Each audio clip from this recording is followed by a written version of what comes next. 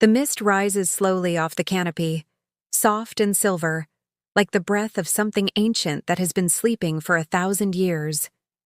Below the green, a single fire still burns. The smoke curls up through a hole in a circular thatched roof, where the night is just beginning to release its hold on the forest. Inside, a boy opens his eyes. He is perhaps 9 years old. His cheeks are painted with thin red lines of onoto dye, the same pattern his grandmother painted on his father, and her grandmother before that. He sits up in his hammock. He does not speak. He simply listens, the way his people have listened for thousands of years. Outside the Shabono, a howler monkey screams from somewhere deep in the trees. A macaw answers in scarlet flashes. The forest is awake now. And so are the people who have lived inside it longer than any written history can remember. They are called the Yanomami. They live where the rivers run black and the trees never stop breathing. To outsiders, they have been called primitive, savage, Stone Age, frozen in time. But none of those words come close to the truth. Because the Yanomami carry a belief older and stranger than almost anything in the modern world. They believe that the sky above us is not empty. They believe it must be held up. And they believe they are the ones holding it. Their shamans say that an invisible dome arches above the world, and that beneath it, the Zapiri spirits dance like glittering specks of light. The shamans speak to those spirits every day. They sing to them. They feed them. They beg them to stay. Because if the shamans ever stop, if the songs ever fall silent, the sky itself will come crashing down. And not just on the Yanomami, on all of us. For thousands of years they lived hidden, high in the green folds of the Parima Mountains, between what we now call Brazil and Venezuela. No roads, no writing, no money, no clocks. Just the forest, the river, and the long memory of their ancestors, carried in songs that no one ever wrote down. But the outside world found them. First came the priests, then the soldiers, then the diseases, and then, the worst of all, came the men with shovels and pans and a hunger for gold that has never been satisfied. Today, 20,000 illegal miners stand on Yanomami land. The rivers run silver gray with mercury. The children are sick, and the shamans are still singing, still holding up the sky, for a world that does not even know their names. This is their story, not the story we have been told. The real one. So before we ask who the Yanomami are, perhaps we should ask a harder question. What if everything we call civilization is the thing that's actually falling? And what if the people we called primitive were the only ones left who knew how to hold it up? Step into the Amazon, and the first thing you lose is the sky. The canopy closes over your head like a green ceiling, so thick that even at noon, only thin ribbons of sunlight reach the ground. The air does not move. It hangs there, warm, wet, heavy as a wool blanket soaked in river water. Within minutes, your shirt is stuck to your back, and you have not even started walking yet. This is the world the Yanomami call home. It stretches across the northern Amazon, straddling the border between Brazil and Venezuela, larger than the entire country of Portugal.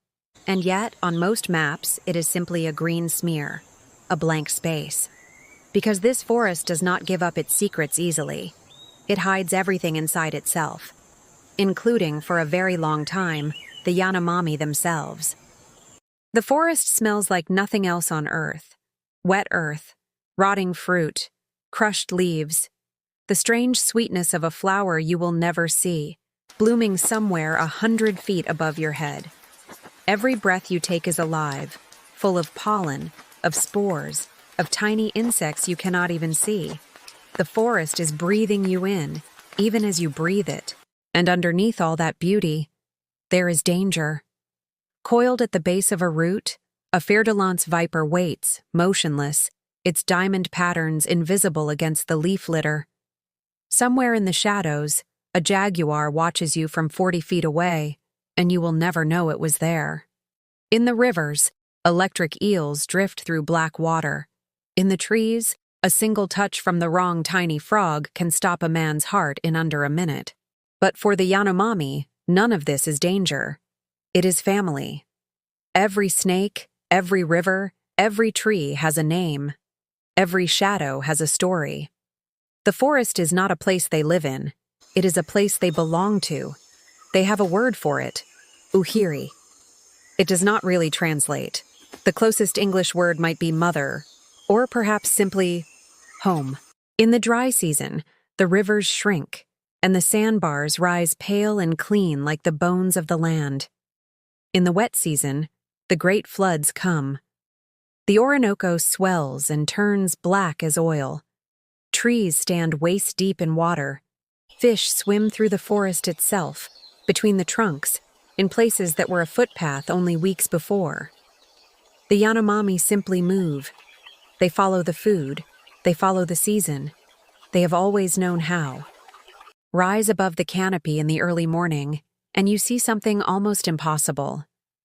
The Parima Mountains. Long ridges of forested rock pushing up out of the green like the spine of some sleeping animal. The clouds catch on their peaks. The Yanomami believe these mountains are the oldest place in the world, the place where their ancestors first came down from the sky, the center, they say, of everything, and the sounds never stop. At dawn, the howler monkeys roar from the tops of the trees, and the noise rolls across miles of forest like distant thunder. At midday, cicadas drill into the heat. At dusk, 10,000 frogs begin to sing all at once, and the river itself seems to hum. By night, the jungle is louder than any city you have ever known. This is the world the Yanomami were born into. Not a paradise, not a hell. Something far more complicated. A place that gives, and a place that takes, in equal measure. A place where every meal is earned and every step matters. And for the people who learned to listen to it, the forest was not their enemy. It was their first and oldest teacher. Before there were maps, before there were borders, before anyone in Europe even knew this forest existed, the Yanomami say there was Omama. Omama was not a god the way we understand gods. He was the first being, the one who walked along the rivers when the world was still soft, like wet clay, and shaped the first humans from the marrow of the forest itself. The Yanomami tell this story around their fires, the same way their grandparents told them, and their grandparents before that. Omama taught the first people how to hunt, how to plant, how to sing to the spirits. And then, when his work was done, he disappeared into the deep forest, but his children remained. And those children, they say, are the Yanomami. That is the story the Yanomami tell about themselves. But the scientists who came later, the archaeologists, the geneticists, the linguists, they tell a different story. They say the ancestors of the Yanomami did not come from the marrow of the forest. They came from much further away, across an ice bridge, from a continent on the other side of the world. Roughly 15,000 years ago, when much of the planet was still locked in ice, the sea between Asia and North America dropped low enough that a strip of dry land emerged. Tribes of hunters crossed it. Slowly, generation after generation, they moved south, down through what is now Alaska, through Mexico, through the Andes, until eventually a small group of them reached the green heart of South America. And they stopped. They had found home. The Yanomami settled in the highlands, specifically in the Parima mountain range. The same mountains they still call sacred today. There, hidden in the folds of the forest, they would remain for thousands of years. They built circular communal houses called shabonos. They grew plantains and cassava. They hunted monkeys and wild pigs with bows taller than they were. They had no chiefs, no kings, no writing, and almost no contact with the outside world. Most of the world had no idea they existed. While empires rose and fell in Rome and China, the Yanomami lived. While cathedrals were built in Europe, they lived. While Columbus crossed the Atlantic, they lived.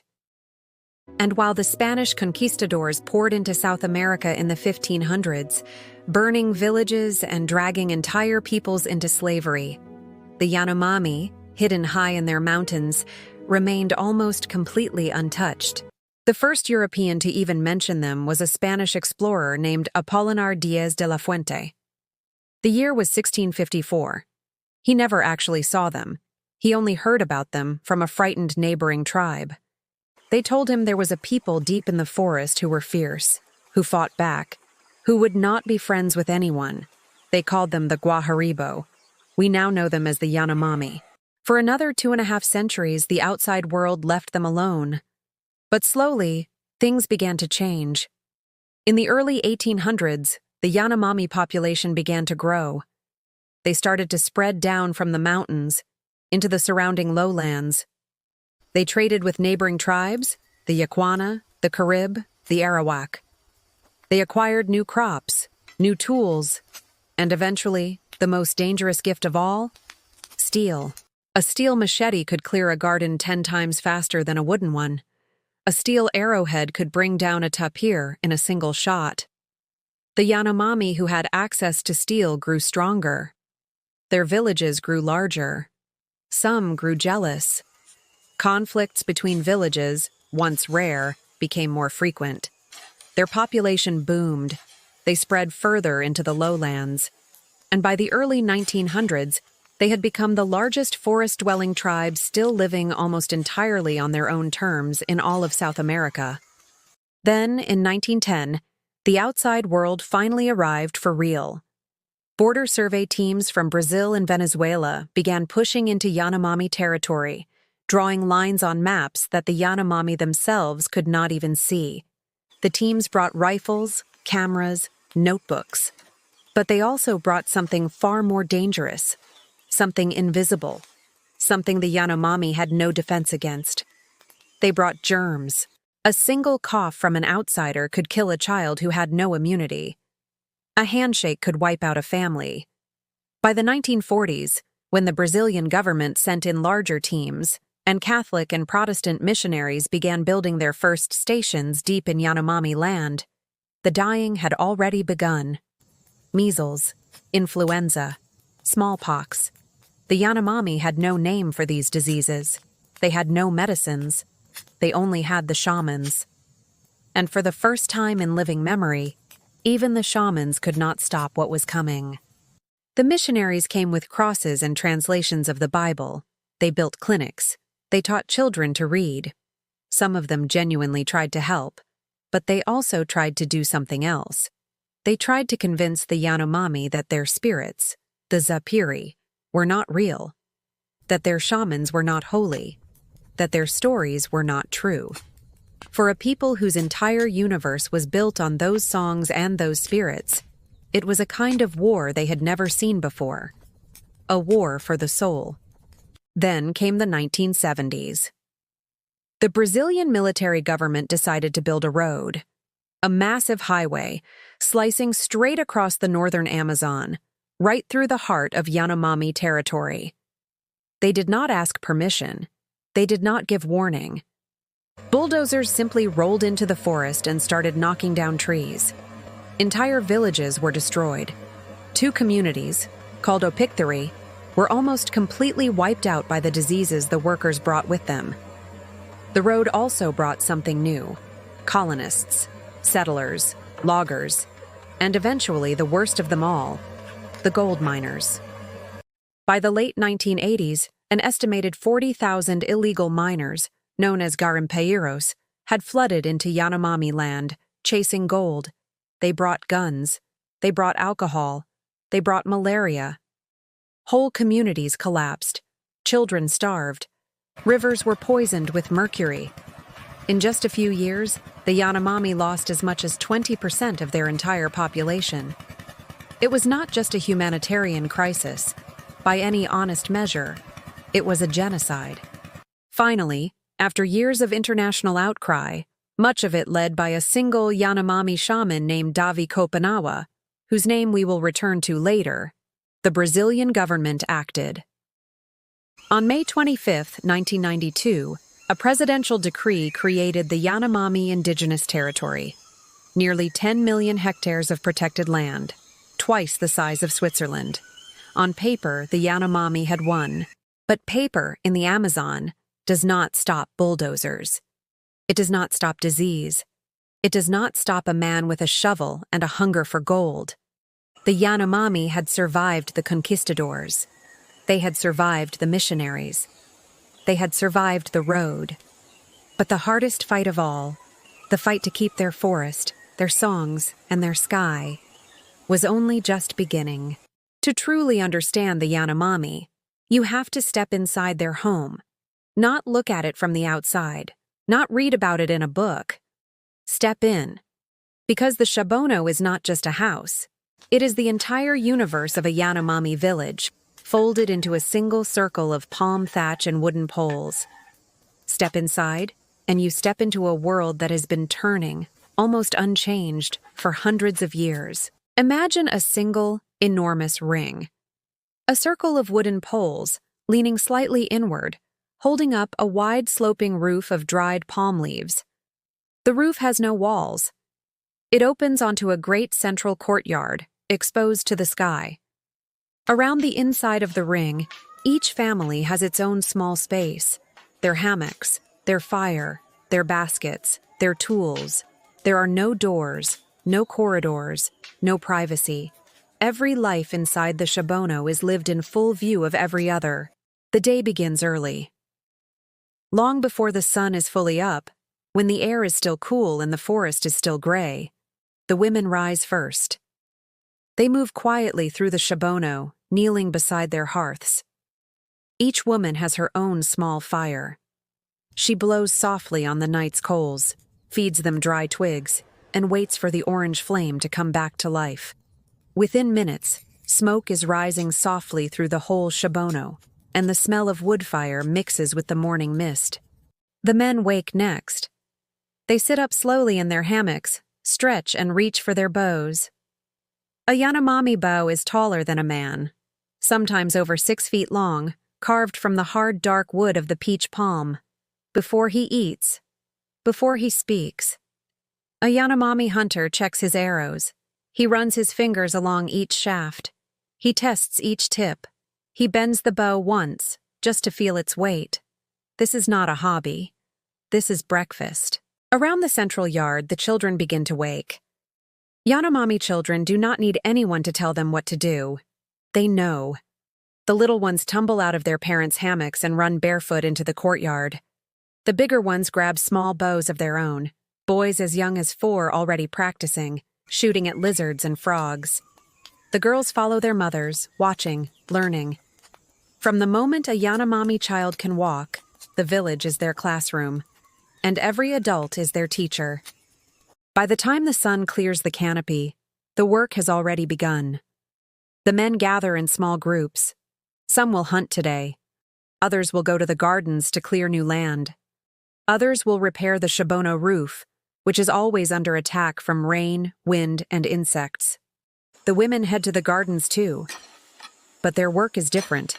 They plant, they weed, they harvest. The forest is the men's domain. The gardens belong to the women. A Yanomami garden is not like a farm anywhere else in the world. It is not square. It is not fenced. It does not stay in one place.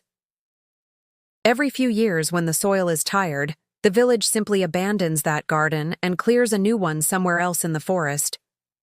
The old garden is left alone, and the forest quietly grows back over it. Nothing is wasted. Nothing is broken.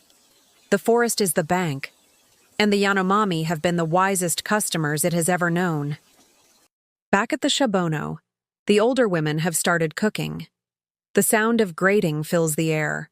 The soft, rhythmic scrape of cassava root being pulled across a board studded with sharp stone teeth. The smell of wood smoke. The hiss of green plantains roasting in the embers. By mid-morning, there is always food simmering somewhere. Always something cooking. The Shabono is never quiet, and it is never empty. By late morning, the hunters return. Some come back empty-handed. Others come back carrying small game, a monkey, a carasso bird, a peccary slung over a shoulder. There is no boasting. There is no ceremony. The animal is brought into the shabono, the women take over, and the meat is divided. Yanomami life runs on one quiet rule that the modern world has almost forgotten. What you have, you share. There is no such thing as a Yanomami who eats while his neighbor goes hungry. By noon, the heat presses down. The shabono goes still. This is the quiet hour. Children nap in their parents' hammocks. The dogs lie flat in the dust, panting. The fires burn low. This is when the Yanomami simply rest, together. Not in separate rooms, not behind closed doors. All of them side by side in the same great breathing circle. For 5 or 6 hours a day, the Yanomami work. The rest of the time, they live. In the afternoon, the shabono comes alive again, but in a different way. Now it is the time for the long, slow work of being human. The women sit in small groups, weaving baskets from split palm fiber, their fingers moving without thinking. The men sharpen arrow tips, mend their bows, soften strips of bark to make new hammocks. Children weave through them, chasing each other, laughing, screaming, falling, getting up again. The shabono hums, and then there is the painting. Body painting is a daily ritual. The women dip thin sticks into a bowl of red urucum paste and lean in close to one another, painting careful lines across cheekbones, around eyes, down arms and chests. Black Genipapo dye is used for the more sacred patterns. A Yanomami who is not painted is a Yanomami who is unwell or in mourning. To paint yourself is to say, I am here, I am alive. I am part of this village. The Yanomami also groom each other, constantly. A wife will sit behind her husband and pick lice patiently from his hair for an hour at a time. 2 sisters will untangle each other's bangs.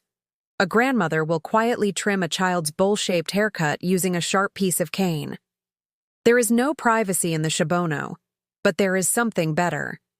There is constant touch, constant attention, constant proof that you are seen.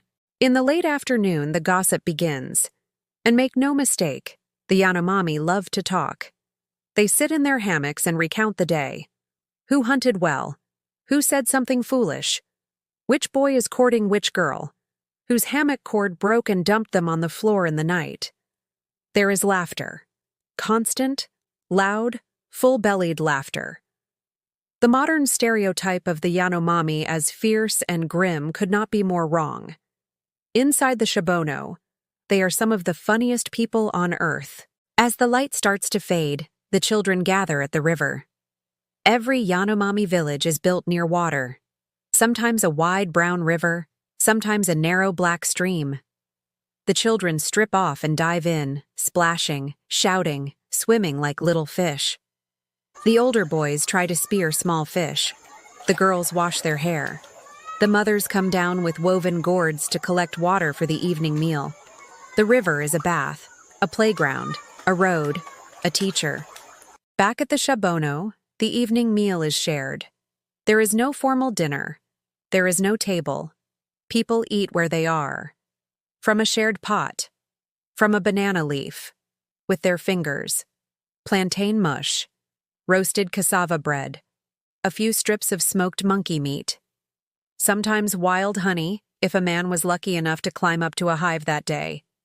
It is simple food, and it is more than enough. As night falls, the forest outside the shabono explodes into sound. Frogs, cicadas, owls, strange screams that no outsider could ever identify. But inside the shabono, things grow quiet. The hearths burn low. The hammocks fill with people, soft murmurs, the last bursts of laughter. A baby cries somewhere. A mother sings softly. A father pats his small son on the back until the boy falls asleep. Somewhere across the shabono, an old shaman has begun to sing. His voice is low, rough, rhythmic. He is speaking to the spirits, the Zapiri, who come to him most clearly at night. The whole shabono hears him. No one tells him to stop. No one finds him strange. His singing is the lullaby of the village, the sound the children fall asleep to, the sound their parents fell asleep to, the sound their grandparents fell asleep to. This is what Yanomami life looks like. Not the violent caricature outsiders sometimes draw, not the noble savage some imagine. Just a village. A circle of people who have figured out, over thousands of years, how to live together without prisons, without locks, without lawyers, without money, with nothing, in fact, but each other, and the forest, and the songs that hold the sky up. A Yanomami day, when you measure it carefully, contains only about 5 hours of real work. 5 hours. The rest of the time, 11, 12, 13 hours each day, is spent talking, painting, weaving, joking, holding babies, telling stories, falling asleep. Anthropologists who studied the Yanomami in the 20th century made a strange discovery. By every reasonable measure of human well-being, sleep, laughter, social connection, time with children, the Yanomami were, in many ways, richer than us. The fires fade, the hammocks fall silent. The Shabono breathes slowly in the dark.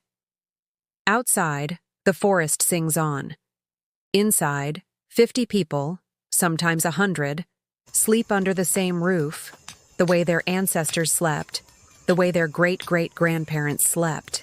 And tomorrow, the sun will rise again, and the same quiet ancient day will begin all over again, exactly as it should. Long before the sun has even cleared the canopy, a Yanomami hunter is already deep in the forest.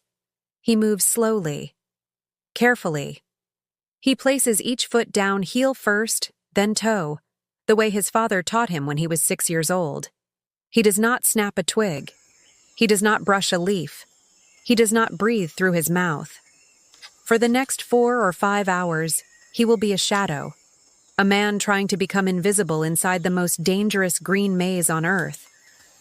The Yanomami bow is one of the most beautiful weapons ever made by human hands. It is taller than the hunter himself, sometimes 6.5 feet long, carved from the dark, dense wood of the peach palm. The bowstring is twisted from the inner fibers of wild cotton. The arrows are even longer than the bow.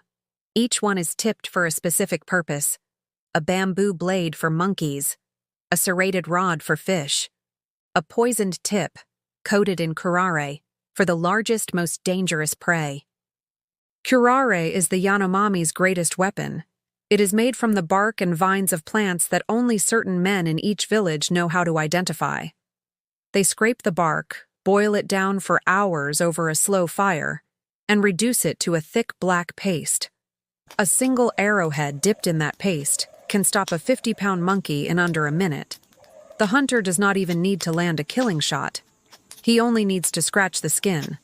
The forest does the rest. The hunter has been moving for 3 hours. Then, suddenly, he stops. Up in the canopy, somewhere above his head, he has heard it. The soft scratching of small claws, the faint whistle of a feeding monkey. He looks up slowly. He sees them. A small group of spider monkeys, 40 feet up, picking fruit. He places one arrow against the string. He breathes out. And then, in a single quiet motion, he draws the bow. The arrow flies. There is a soft thud. A small dark shape twists, then falls. The hunter does not celebrate. He simply walks calmly to where it lands, picks up his prey, ties it to a cord around his waist, and continues on. If the day goes well, he will bring home enough meat to share with several families. If it does not, he will come home with nothing, and no one will shame him for it. The forest gives, the forest withholds. The Yanomami have made peace with both. But meat is only a small part of what the Yanomami eat. In fact, anthropologists who studied them carefully in the 20th century made a surprising discovery. As much as 80 to 90% of all the food a Yanomami family eats does not come from the hunt at all. It comes from the gardens. And the gardens belong to the women. In every Yanomami garden, 3 crops grow above all others. Plantains, the long green cooking bananas that ripen into thick yellow staples. Sweet potatoes, pulled from the dark earth in fat, reddish clusters. And cassava, also called manioc, the long white root that is the backbone of nearly every Yanomami meal. Cassava is strange. The wild form is poisonous. Eating it raw can kill a person. And yet, for thousands of years, the Yanomami women have known exactly how to turn that poison into bread. This is one of the most important moments in any Yanomami home, the making of cassava bread. The Yanomami call it naxi, and it is not just food, it is a craft, a ceremony, a piece of history passed down, mother to daughter, daughter to granddaughter, for as long as anyone can remember. So let us watch closely. Let us follow a single grandmother and her small granddaughter as they prepare it together. First, the cassava is peeled. The grandmother holds the long white root in one weathered hand and runs a sharp wooden flake along its length, stripping away the brown outer skin in clean curls. The girl watches. After a few minutes, the grandmother hands her a smaller root and a smaller wooden flake. The girl tries. The peel comes off in clumsy pieces. The grandmother does not correct her. She just lets her keep going. This is how Yanomami children learn. By doing. Never by being told. Next, the grating. This is the hard part. The grandmother places a thick, flat wooden board on her lap. The surface of the board is studded with hundreds of tiny, sharp stones, hammered in one by one, decades ago. She presses the peeled root down against the stones and pushes it forward and back, in long, steady strokes. White, starchy pulp falls in soft clumps into a woven basket on the ground. The smell is faintly sweet, faintly sharp, almost like new wood. Now comes the most important step, and the one that has saved Yanomami lives for thousands of years. The white pulp is poisonous. It contains a chemical that, if eaten directly, can be deadly. So the grandmother takes the pulp and packs it tightly into a long woven tube called a tipiti, a kind of basket press made from split palm fibers. She hangs the tipiti from a beam. She stretches it downward, and as it stretches, the tube tightens and squeezes the pulp inside, like a python crushing its prey. The poisonous juice begins to drip out. Drop by drop, the poison falls. Within an hour, the pulp inside the tipiti is dry. The grandmother opens the tube. What was once dangerous is now safe. She crumbles the pressed cassava into a soft white flour. The little girl watches, fascinated. She reaches in. She presses a fistful between her fingers. The grandmother smiles for the first time all morning. She does not say a word. She does not need to. The final step is the cooking. The grandmother takes a wide, flat clay griddle and rests it carefully on 3 stones over the family hearth. The fire has been burning low all morning. She sprinkles a thin, even layer of the white flour across the hot clay. She pats it gently with her hand. The flour sticks, then bakes, then crisps. Within a few minutes, the air fills with the smell of warm starch and wood smoke, and a thin, pale disk the color of moonlight begins to form. This is naxi. When the bread is done, the grandmother lifts the disk carefully off the griddle. She tears off a small warm piece, blows on it gently, and hands it to the granddaughter. The girl bites in. Her face lights up. The grandmother tears a piece for herself. And then, without a word, she tears a third piece and hands it across the hearth to her own daughter, the girl's mother, who has been watching from her hammock the whole time. 3 generations of Yanomami women, 1 small piece of bread each, a meal that has been made the exact same way for 1,000 years. But the Yanomami do not eat only what their gardens give them. The forest itself is also a pantry, a vast, living grocery store that only those who know how to read it can fully use. Grubs, fat white palm grubs, harvested from the rotting trunks of fallen trees, are a treasured snack, especially for children. They are eaten raw or lightly roasted over the fire, where they crackle like popcorn. Wild honey is another treasure. When a Yanomami man finds a beehive high in a tree, he will sometimes climb 40 or 50 feet up, with no rope, no harness, no safety of any kind. He carries a smoking torch made of twisted leaves to calm the bees. He breaks open the hive with his bare hands. He brings the dripping golden combs back down, slung in a woven palm basket. The whole village shares it. It is, the Yanomami say, the sweetest thing on earth. And then there is the fishing, perhaps the most ingenious of all Yanomami food strategies. They do not always use hooks or nets. Sometimes, when the river is low, the whole village walks upstream together. The men carry bundles of a vine called timbo. They beat the vine against the river stones, releasing its milky sap into the water. The sap is harmless to humans, but to fish, it temporarily stuns them. Within minutes, dozens of fish float quietly to the surface, and the women and children simply wade out and pick them up by hand. This is how the Yanomami eat, not from supermarkets, not from refrigerators, not from menus, from the forest, from the gardens, from the rivers, from the grubs and fallen logs, and the honey in high hives, and the cassava roots their grandmothers showed them how to make safe. They take what they need, they give the rest back. And for thousands of years, the forest has kept them fed, and they have kept the forest alive. It is perhaps the oldest and most successful contract in all of human history. If you walked into a Yanomami Shibono for the first time, and you tried to figure out who was in charge, you would fail. There is no throne. There is no leader's hut. There is no man wearing a special crown of feathers, sitting above the others. The Yanomami do not have a king. They do not have a chief, in the way we usually understand the word. They have something stranger. They have everyone. Every Yanomami village does have one man who is called Pata, the headman. But the Pata is not a ruler. He cannot give orders. He cannot punish anyone. He cannot decide anything alone. His real job is to be a good talker, a patient listener, a man who can stand in the middle of a circle of angry voices and slowly, gently, talk everyone back into agreement. The Yanomami choose their headmen the way most cultures should, not for strength, but for the ability to keep the peace. When a real problem comes up, a dispute over a stolen woman, a fight between hunters, a decision about where to build a new garden, the village holds a yaimu, a long circular debate. Every man who wishes to speak gets to speak. He stands, he paces, he gestures, he sometimes shouts. He may speak for 10 minutes or 2 hours. No one interrupts him. When he is done, the next man rises. The discussion can last all day and sometimes deep into the night. There is no vote. There is only, slowly, agreement.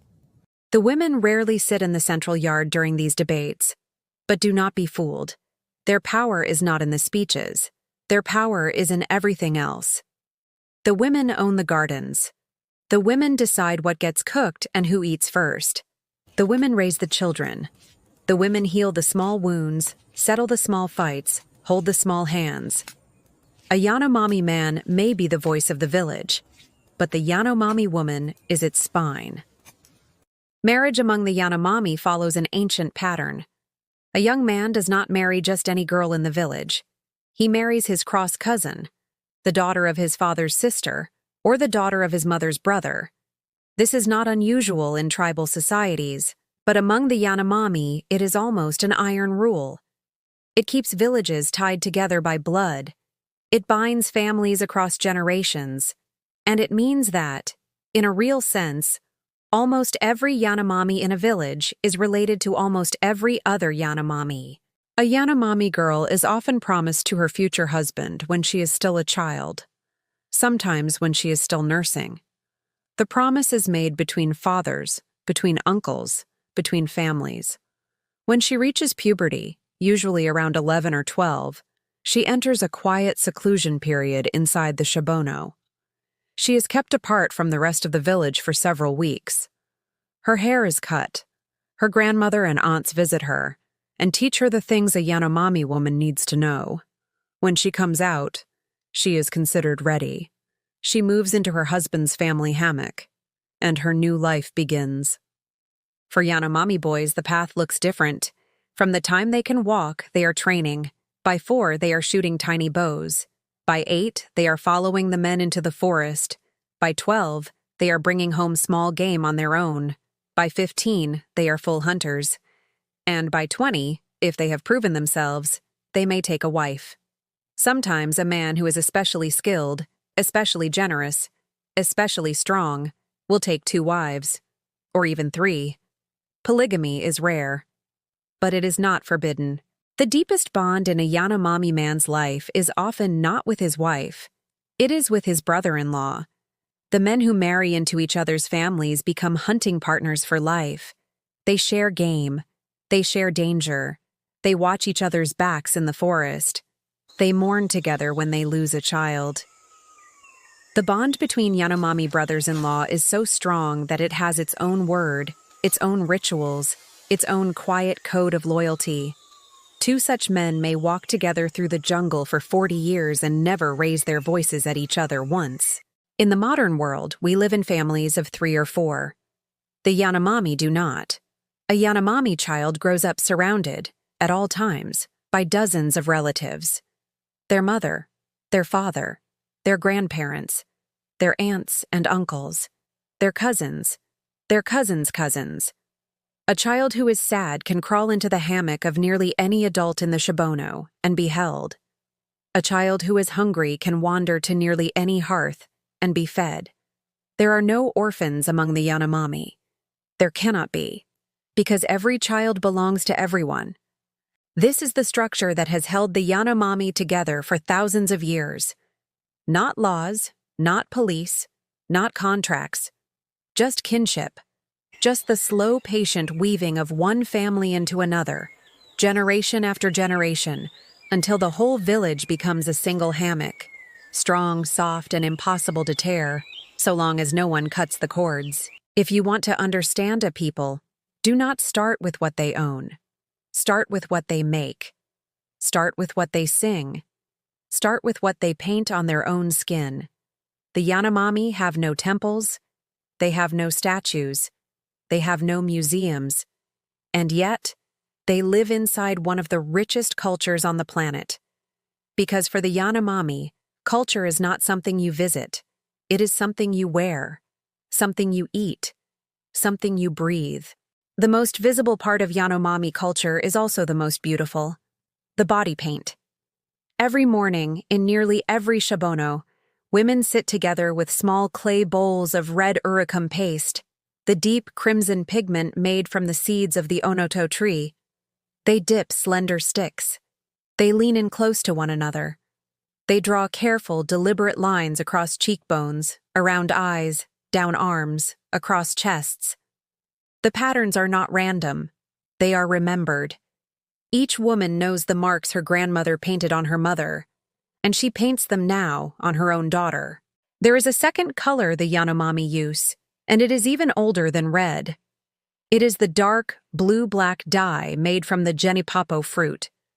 Genipapo is used for the more sacred patterns, the dotted spirals down the chest, the long parallel lines across the back, the markings of ritual and ceremony. Genipapo does not wash off easily. A man painted in genipapo for a great feast may carry those patterns on his skin for 2 full weeks, long after the dance has ended. Long after the food has been eaten, the marks remain. Then, there are the piercings. Both men and women wear slender, polished palm wood sticks pushed through their nasal septum and through 3 small holes around their lower lip, one in the center and one on each side. These sticks are not decoration. They are identity. A girl receives her first piercings as a child. She will wear them in some form for the rest of her life. The hole around her mouth becomes part of her face, the way a wedding ring becomes part of a finger. And then there is the hair. A Yanomami haircut is unmistakable. It is bowl-shaped, with a clean-shaved tonsure circle on the crown of the head. It is the same haircut their ancestors wore 400 years ago. The same haircut their grandchildren will wear 40 years from now. It is cut by hand, with a sharpened piece of cane, by mothers, by aunts, by grandmothers, usually in the late afternoon, when the light is soft and the children are calm. But Yanomami culture is not just what is worn on the body, it is also what passes between villages. Several times a year, one Yanomami community will invite another to a great feast. The invitation is sent by runners, young men who travel for days through the forest to deliver the message. When the day comes, the guests arrive in a single line, walking together out of the trees, painted from head to toe, carrying gifts, hammocks, dogs, arrows, tobacco, bunches of plantains. The hosts greet them at the edge of the Shabono. There is shouting, laughing, embracing. Old friends meet again. Old grievances are quietly noted. Within minutes, the visiting men begin a slow ceremonial entry, running in a single file around the inside of the Shabono, beating their chests, shouting in deep, rhythmic voices, their arrows raised. The hosts watch. The visitors run 2 laps, 3 laps, 4, and only when the last visitor has finished does the feast truly begin. The feast is a moment of trade. The hosts give, the guests give, hammocks for arrows, tobacco for cotton thread, a clay pot for a hunting dog. Yanomami villages cannot survive alone. They need each other, for tools, for genes, for friendship, for memory. Even villages that have feuded for years will sometimes lay down their arrows and gather around a single great fire, because the older Yanomami know what their ancestors knew. A village without neighbors is a village that will not last. But the Yanomami do not just trade objects. They trade stories. Around the fires of every great feast, the elders sit together and tell the oldest tales. The story of Omama, who shaped the first Yanomami from the marrow of the forest. The story of the moon, whose face was stained when the first menstrual blood touched it. The story of how fire was stolen from the alligator, who once held it inside its own mouth, by a clever little bird who tricked him into laughing. The Yanomami have no written history, so the elders are the books, and every fire is a library. When the feast goes deeper into the night, something extraordinary happens. 2 men, usually one host and one visitor, sit down facing each other in a low squat, their knees almost touching, and they begin to chant. This is the Wayamu, the ceremonial dialogue. One man sings a phrase in a low rhythmic voice. The other answers him, back and forth, for hours, sometimes the entire night. The Wayamu is not a song. It is a poetic conversation. They speak of history, of memory, of family, of grievance.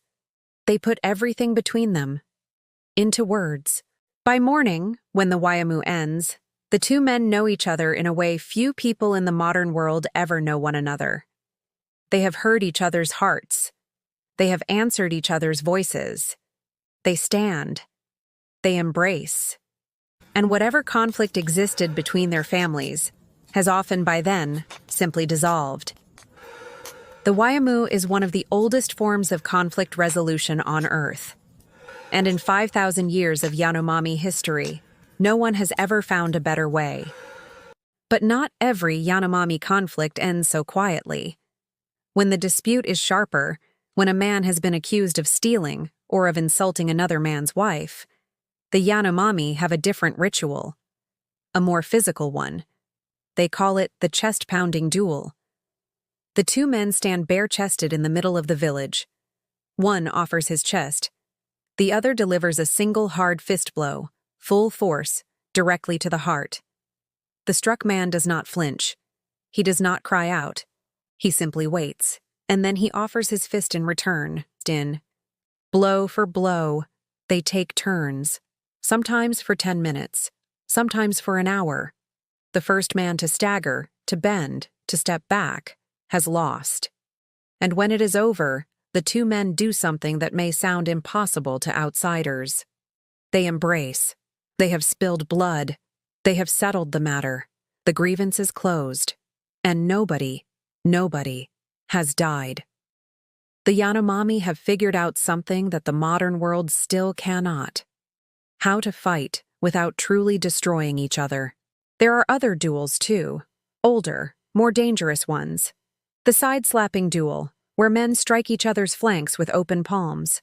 The club fight, where two men stand and take turns striking each other on the top of the head with long, blunt clubs called nabrushi. The blood flows. The scars stay. A senior Yanomami man's scalp is often a map of every old fight he survived. Some men deliberately shave their tonsure wider and rub red paint into their scars, the way a soldier might polish his medals. The scars are not shame, they are biography. And then, finally, there is the greatest Yanomami ceremony of all, the one that holds together everything we have just seen. The painting, the piercings, the trading, the dancing, the storytelling, the chest-pounding, the YMO, all of it gathers eventually into one event. The Yanomami call it the Reahu. It is the great memorial feast, and it is the largest, most sacred gathering the Yanomami ever hold. A Reahu is held to honor someone who has died. It can take a year, sometimes longer, to prepare. The hosts must grow enough plantains to feed hundreds of guests. They must gather enough firewood. They must clean and decorate the shibono. They must paint themselves carefully. They must remember the songs. When the day finally comes, guests arrive from villages as far as 4 days' walk away. They come painted. They come laughing. They come grieving. And for several days and nights, the Reahu becomes the entire universe of every Yanomami who attends. The food is brought out. Enormous clay pots of plantain soup, roasted meat, cassava bread, wild honey. The guests eat in the central yard. The hosts move among them, pressing food into hands, urging them to take more. The Yanomami have a saying, that a host who lets a guest leave hungry is a host whose name will be remembered with shame. So the food never stops. The fires never go out. The shibono never sleeps. After the feast comes the dancing. The men paint themselves fresh. They tie bright feathers in their hair. Toucan, parrot, eagle. They stand in long lines across the central yard. They stamp the earth in unison. They shout in deep rhythmic chants. The women watch from the inner ring, calling out, laughing, encouraging. The fires rise. The dust swirls. The whole shibono shakes with the sound of bare feet hitting earth, over and over, in a pulse as old as the forest itself. And throughout it all, woven into every part of the Reahu, there is song. The Yanomami sing constantly. They sing to start a meal. They sing while walking through the forest. They sing while painting each other. They sing softly to babies. They sing wildly to spirits. The shamans sing the longest of all. Their songs are the bridge between the visible world and the invisible one. Their songs, the Yanomami believe, are what hold up the sky. Late in the Reahu, when most of the village is exhausted, the most sacred moment of all takes place. The closest family of the dead person gathers quietly in a corner of the shibono. They open a small gourd. Inside it, pale and fine as soft as flour, are the ashes of the loved one they have come together to honor. We will speak more about what those ashes are and what is done with them very soon. For now, it is enough to say that the Reahu is not just a feast. It is also a goodbye. For the Yanomami, culture is not separate from life. It is not something they perform on weekends or visit on holidays or save for special occasions. It is the air they breathe, the paint on their cheeks, the songs they sing while cooking, the hammocks they sleep in, the patterns their grandmothers taught them, the duels that settle their fights, the feasts that honor their dead. There is no Yanomami who is not, at every single moment, living inside their culture. That, perhaps, is the deepest gift the Yanomami have to give the rest of the world. Not their weapons, not their medicines, not their hallucinogens, but their proof. Proof that a human community can live without museums, without monuments, without written records, and still hold on to a culture richer, deeper, and more alive than most civilizations on Earth. Proof that culture is not what you build, it is what you do every single day with the people you love. But to truly understand the Yanomami, We have not gone deep enough yet. We have seen their gardens, their hammocks, their bows, their paint, their feasts. We have seen the visible world. But for the Yanomami, the visible world is only half of reality. The other half, the deeper, stranger, more powerful half, belongs to the spirits, to the dreams, to the dead, to the things no outsider can see, but every Yanomami shaman lives among every single day. So now, let us cross that line. To enter the spirit world of the Yanomami, you must first understand something. For them, there is no line between this world and the other. There is no Sunday. There is no church. There is no separate hour set aside for prayer. The spirits are not somewhere else. The spirits are here, right now, in the leaves above, in the smoke of the fire, in the breath you just took. The Yanomami do not believe in a hidden world. They live inside one. At the center of the Yanomami universe stands a single figure, the Shapori, the shaman. He is not a priest. He is not a politician. He is something stranger and older than either. He is the man who walks between worlds, the man who sees what others cannot. The man who, when sickness comes, when drought comes, when the sky itself begins to tremble, must stand up and sing it back into balance. To become a shaman is not a job you choose. It is a path that chooses you. A young Yanomami boy who dreams strangely. A child who hears voices in the forest. A youth who falls into trance more easily than others. These are the ones the elders watch, sometimes for years. And then, when the time comes, the boy is brought aside. He is taught the songs. He is shown the spirits. And he is given, for the first time, the most sacred substance in all of Yanomami life. A pale green powder. They call it yakuwana. Yakuwana is made from the inner bark of a tree called virola. The bark is scraped, dried, ground into a fine powder. It contains one of the most powerful natural hallucinogens on Earth. But the Yanomami do not see it as a drug. They see it as food. Food for the spirits. The shaman does not take yakuwana to escape this world. He takes it so the spirits can enter his body, so they can see through his eyes, so they can sing through his mouth. Yakuwana, the Yanomami say, is what the Zapiri eat. The Zapiri. This is the word at the center of everything. To outsiders, it might be translated as spirits. But that word is not big enough. The Zapiri are not ghosts. They are not ancestors. They are something else. The Yanomami describe them as tiny, luminous, dancing beings, bright as sparks of dust, beautiful beyond words, invisible to ordinary eyes. They live on shining mirrors that descend from the chest of the sky. They have their own songs, their own villages, their own wisdom, and only the shamans can truly see them.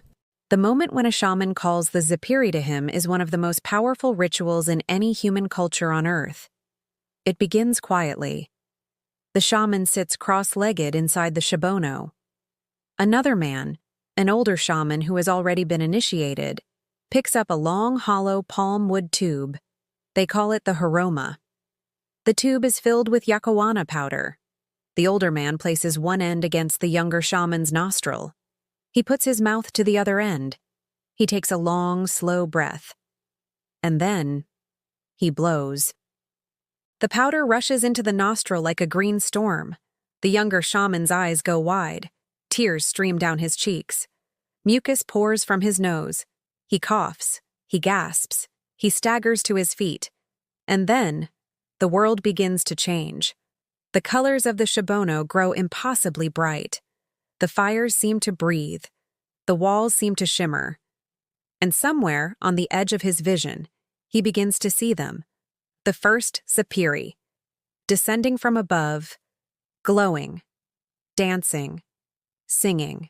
What the shaman sees during yakuwana is not something an outsider can ever fully understand. Davi Kopanawa, the great Yanomami shaman whose name we will return to, has tried to describe it. He says the Zapiri arrive on shining mirrors. He says they fly down from the chest of the sky. He says their songs name the distant lands they have traveled through. He says, and this is perhaps the most beautiful image of all, that the Zapiri are tiny as luminous flecks of dust, invisible to ordinary people who have only ghost eyes. Once the Zapiri arrive, the shaman begins to sing. His voice is rough at first, low, then it rises. The song is not in ordinary Yanomami language. It is in the language of the spirits, a language that only shamans know. He sings their names, he calls them down, he invites them into his body, he asks them gently for their help, to heal the sick, to find lost children, to know when the rains will come, to keep the forest alive. And when the Zapiri agree, they enter him, and he becomes them. The shaman dances, he sways, he stamps his feet, he moves in slow circles around the central fire. Other men of the village sing softly with him, supporting him, holding the rhythm. The whole Shabono falls quiet. Mothers hush their babies. Children watch wide-eyed from the hammocks. This is not a performance. This is medicine. This is diplomacy with the invisible. This is, for the Yanomami, the most important work any human being can do. The Yanomami cosmos is layered, like floors of a great invisible house. There is the world we walk on. Above us, the sky world, Hutu Mosi. Below us, an underworld of dark spirits. Above the sky, another sky, and then another above that. The Zapiri move between these layers. They travel along shining paths. They visit distant villages of spirit beings the shaman has never seen with his own eyes. When a shaman takes Yakawana, he travels with them. He flies, the Yanomami say, on the wings of the Zapiri. Every Yanomami also believes that every person carries a kind of inner spirit, a peutupe, a dream soul. When you sleep, your dream soul leaves your body and wanders.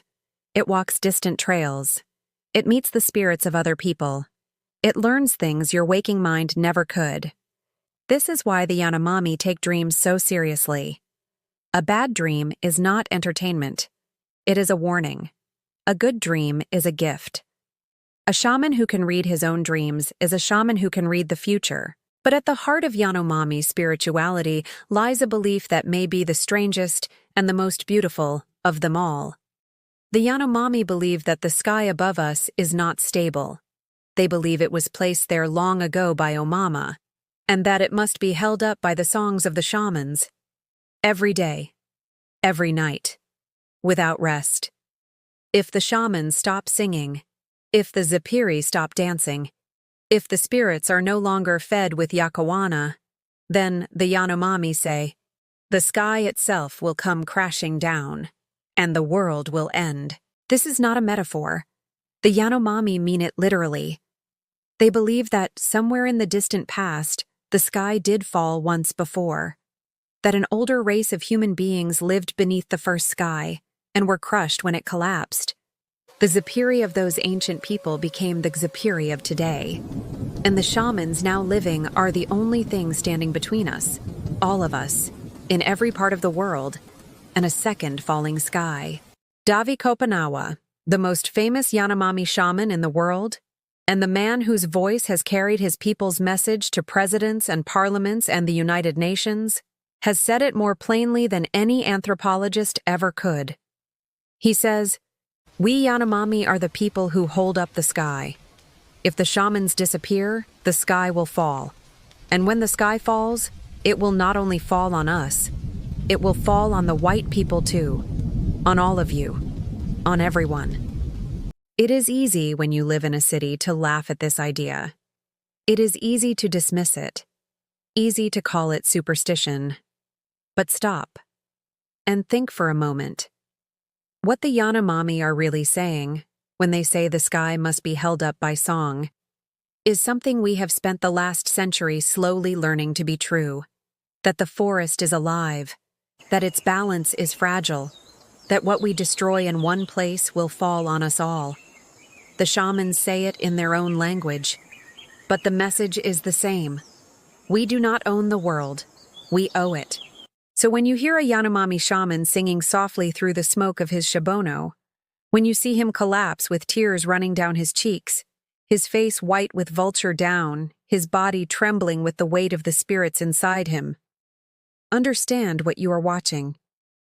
He is not dancing for himself. He is not singing for his village. He is doing something far older and far more important. He is doing the one thing he was born for.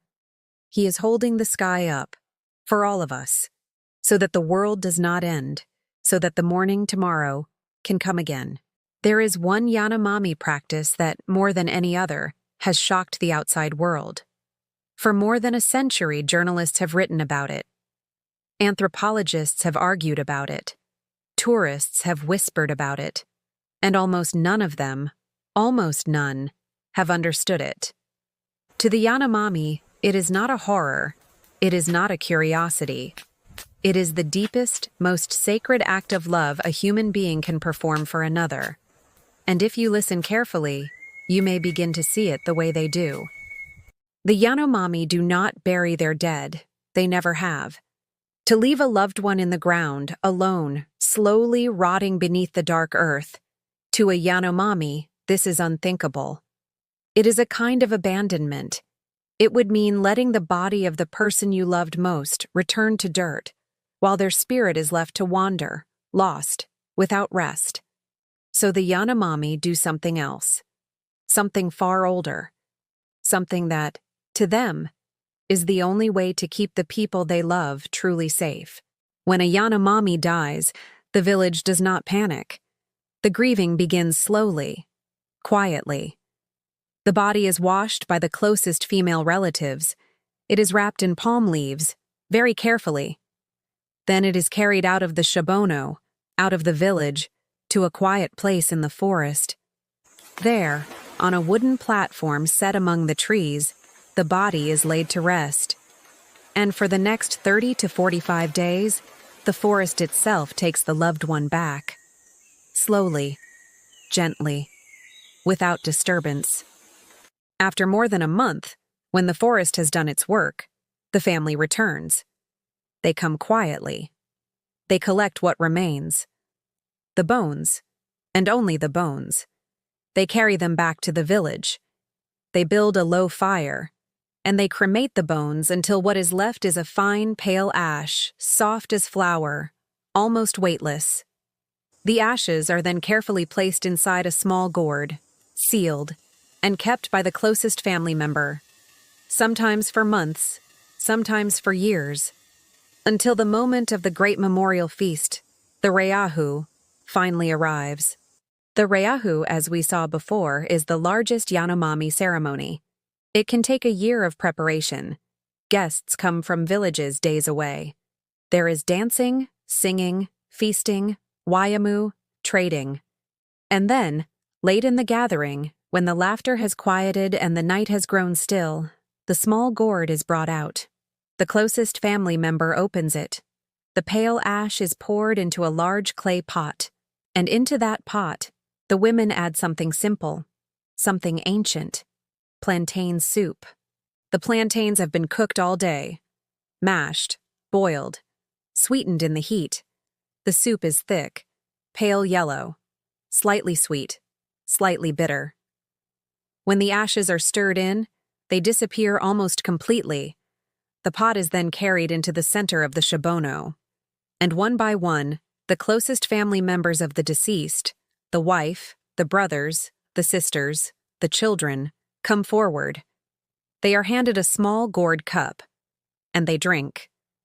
To Western eyes, this is what is called endocannibalism, the eating of one's own dead. The word itself carries fear, disgust, horror. But the Yanomami do not feel any of those things.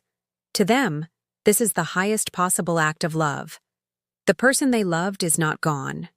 The person they loved has not been left to rot in the cold ground.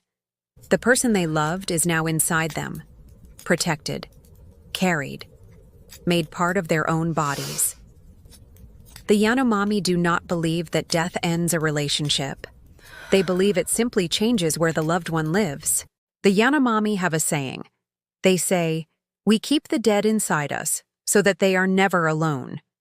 No grave, no headstone, No silent piece of ground in a faraway cemetery. The grandfather lives inside his grandchildren. The mother lives inside her sons. The dead are not lost. They are not gone. They are simply held. For the Yanomami, this is not cruelty. It is mercy. It is the opposite of forgetting. It is the deepest form of remembrance any culture on Earth has ever invented. But there is one exception to the ritual, a darker one, a more dangerous one. If a Yanomami man is killed by enemies, by a raid from another village, by a violent stranger, by an outsider's bullet, the ashes are not consumed at the next Reahu. They are not consumed at all. Not yet. They are sealed inside a gourd, and they are kept. And they are kept. And they are kept, sometimes for years, hung high in the rafters of the Shabano. They are not allowed to rest until one thing has happened. The death must be avenged. On the night a revenge raid is planned, the ashes are finally taken down. But they are not consumed by the whole village. Only the women drink them. Only the wives, the mothers, the sisters, the daughters of the dead man. They drink quietly. They weep. And they wait. The men leave at dawn, painted, silent, deadly, to settle the debt. Only when the death has been answered, only then is the spirit of the dead man finally allowed to rest. The Yanomami do not believe in forgiveness for an unjust killing. They believe in balance. The men who go on these revenge raids face another rare ritual when they return. It is called Unokai Mu, the warrior's purification. A Yanomami who has killed another human being is considered, for a time, spiritually dangerous. He carries the dead man's blood inside him. So when he returns to the village, he is kept apart. He must not eat with others. He must not touch others. He must vomit. He must fast. He must be cleansed by a shaman, slowly, carefully, over many days. Only then is he allowed to return fully to his family. The Yanomami do not glorify killing. Even the avenger in their eyes must be healed. These are practices that no other culture on Earth has kept alive in quite the same way. The plantain soup, the sealed gourd, the slow cleansing of a man who has killed.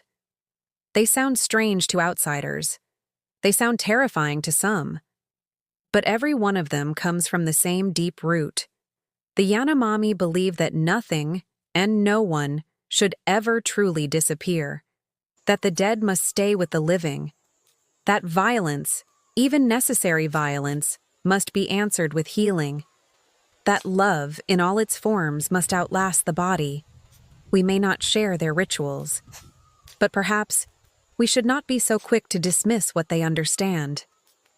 In 1956, a boy was born in a small Yanomami village called Tutatobi, deep in the rainforests of northern Brazil. He was given a Yanomami name, but a few years later, when the first Christian missionaries arrived in his village, they gave him a second name, a name from their book. They called him David. In Yanomami, the same name became Devi Kopanawa. And that small boy, growing up in a thatched shabono in the middle of nowhere, would one day become one of the most powerful indigenous voices in the entire world.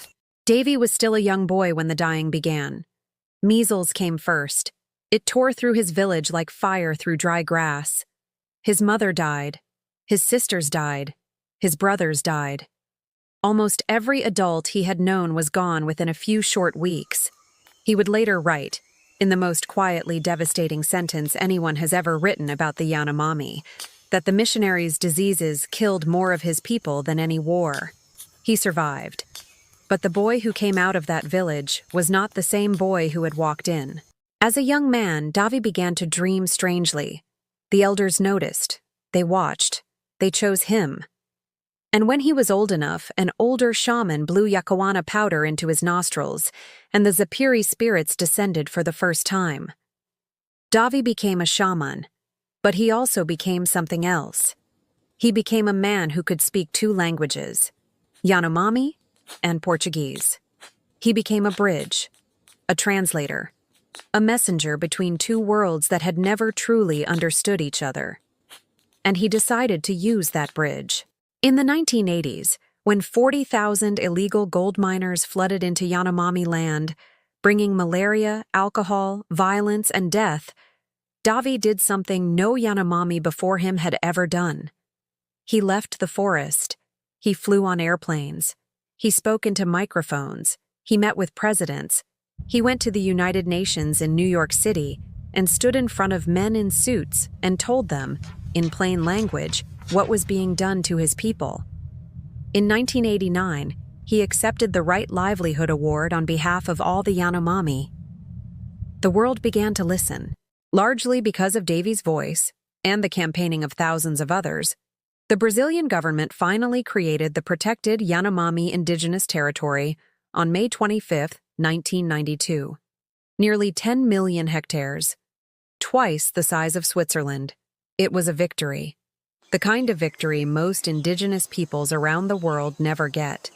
And for a few years, it almost seemed as though the worst might be over. But it was not. Because gold does not stop calling.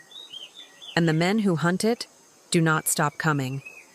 By the year 2020, a new gold rush had begun, quieter than the first, more organized, more violent, backed by criminal syndicates from across South America.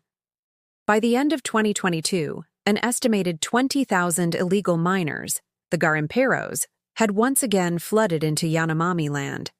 They built clandestine airstrips deep in the forest. They flew in fuel, food, and machinery in small planes.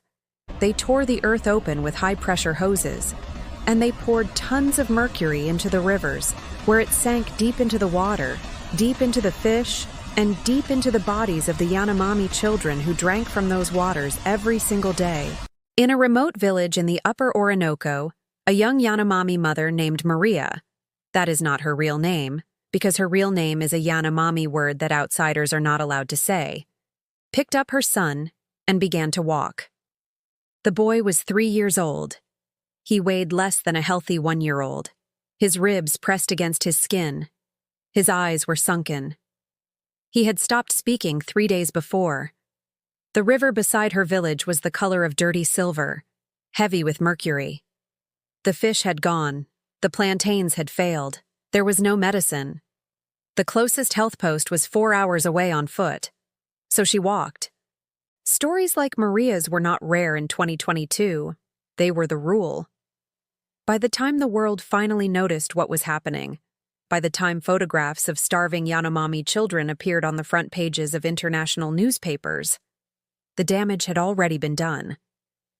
In 2023 alone, the Brazilian government recorded 308 Yanomami deaths inside their territory, most of them children, most of them under the age of 5. The causes: pneumonia, diarrhea, malaria, and severe malnutrition.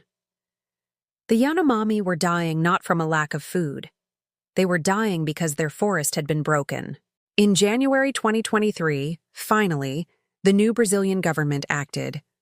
President Lula da Silva declared a public health emergency in Yanomami territory. He called what had happened a genocide. Federal agents flew into the forest in helicopters. Illegal miners were forced out. Clandestine airstrips were destroyed. Fuel and supplies were cut off. The biggest enforcement operation in the history of the Brazilian Amazon began. Within months, more than 6,000 Yanomami were receiving emergency medical care. Children began to gain weight again. For the first time in years, there was hope. But hope, in the Amazon, has always been fragile. By 2024, even after the crackdown, the miners began to creep back in. The price of gold kept rising. The criminal networks regrouped. Malaria continued to surge through the Yanomami population, with infection rates passing 500 cases per 1,000 people. Many of the federal agents were redeployed elsewhere. The airstrips began to be rebuilt, and the Yanomami leaders, who had hoped that the worst was over, found themselves standing once again at the edge of the same darkness they thought they had survived. Today, Davy Kopanawa is 70 years old. His hair is gray. His face is lined with 7 decades of dreaming and grief and struggle. He still lives among his people. He still takes Yakoana. He still sees the Zapiri. But he also still travels. He still speaks. He has written a book called The Falling Sky that has been translated into a dozen languages. He has been called the Dalai Lama of the Rainforest, and every time someone asks him what he wants the world to know, he gives the same simple answer. He wants the world to stop killing his forest. He wants the world to learn how to listen. He wants the world to remember that the sky must be held up. The Yanomami population today stands at around 45,000 people, spread across more than 300 villages on both sides of the Brazil-Venezuela border. They are still the largest relatively isolated tribe in all of South America. But they are no longer hidden. They are no longer untouched. They are caught now in a fight no Yanomami ever asked to be part of. A fight over gold they do not want. A fight against poisons they did not create. A fight for a forest the rest of the world has spent 5 centuries trying to take from them. And every single day, they are still here. So when you hear someone call the Yanomami primitive, remember what they have survived. The conquistadors, the missionaries, the bulldozers, the road, the disease, the miners, the mercury, the 40,000 killers who came for their gold. And after all of that, they are still painting their faces, they are still teaching their grandchildren, they are still singing their Zapiri down from the sky. The Yanomami have not been broken, they have only been bent. And they are still, quietly, stubbornly, beautifully, refusing to fall. Remember the boy from the very beginning, the one with the red Onoto lines painted carefully across his cheeks, the one standing at the edge of his shabono in the soft gray of dawn, watching the mist rise. He is still there, somewhere in the green folds of the Parima Mountains, still being painted by his grandmother, still drawing his first tiny bow, still listening the way his people have listened for 10,000 mornings before this one. But somewhere else, in a quieter room, a long way from any rainforest, another Yanomami stands. He is older, his hair is gray, his face is still painted in faded Onoto, but around him are walls, a ceiling, a microphone. He is speaking to strangers in suits. They do not understand his language, but they have stopped finally to listen. And what he is telling them is the same thing the Yanomami have been trying to tell the world for 500 years. The Yanomami are not asking for charity. They are not asking for sympathy. They are not asking to be saved. What they are asking, quietly, patiently, for generations now, is something far simpler. They are asking for the world to stop tearing open their forest, to stop poisoning their rivers, to stop pretending that what happens to a Yanomami child, 3,000 miles away from any city, has nothing to do with anyone else. Because, and this is the part the world has been slowest to understand, what happens to them is happening to all of us. We came into this story looking for a tribe. We found a teacher. The Yanomami have shown us a different way to be human, a way where wealth is not measured in money, but in family, a way where work is not measured in hours, but in shared meals, a way where success is not a private trophy, but a circle of laughter around a low fire, late at night, in a shabono full of people you have known since you were born. They live in what we call poverty. And they are, by almost every meaningful measure, richer than we are. The shaman Davi Kopanawa, who has spent his whole life trying to make the rest of us hear him, once said something that we should not allow ourselves to forget. He said, and these are very close to his exact words, "If the shamans disappear, the sky will fall. And when the sky falls, it will not only fall on us, it will fall on the white people too. On all of you. On everyone." He was not threatening anyone. He was warning us. Like an old man warns a child not to walk too close to the edge of a cliff. The sky, of course, is more than a sky. It is everything that holds the world together.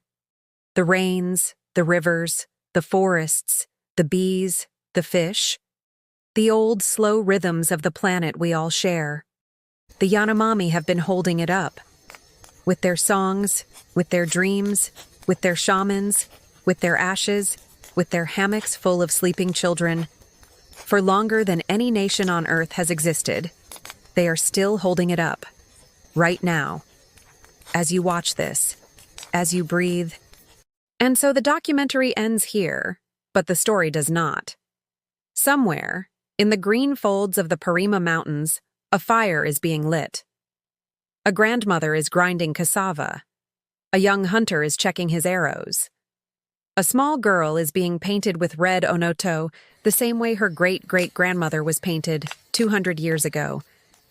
A shaman is preparing his yakwana, and the sky above them, vast, blue, impossibly old, is being held up once again by the oldest song in the world.